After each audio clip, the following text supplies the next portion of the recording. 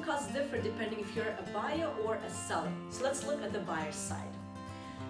So depending where you are in the county and which city you're in, you might have some transfer tax that's applicable to you, and it's a function of purchase price. You'll have lender fees if you have a loan, which will include things like title insurance and the underwriting fee, and essential for the lender to do their job. A lender will also order the appraisal to evaluate the value of the property to make sure it matches the purchase price.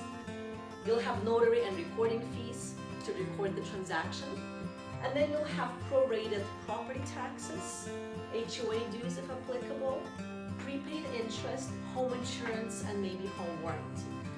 So these things over here are prepaids. It's things you would have paid for anyways. It's just that the lender requires you to prepay, for example, home insurance for a whole year when you become a new homeowner. HOA dues, most HOAs ask the buyer to prepay a month or 2 months upfront. Property taxes, which are a separate video on that, but property taxes, you might be asked to prepay for up to half a year worth of property taxes at the time the deal closes.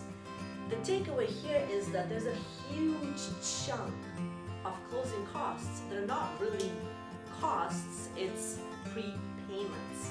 You prepay mortgage interest. These are the true one-time fees, and it's important to differentiate between all of this. And these things depend on when in the year you buy a house.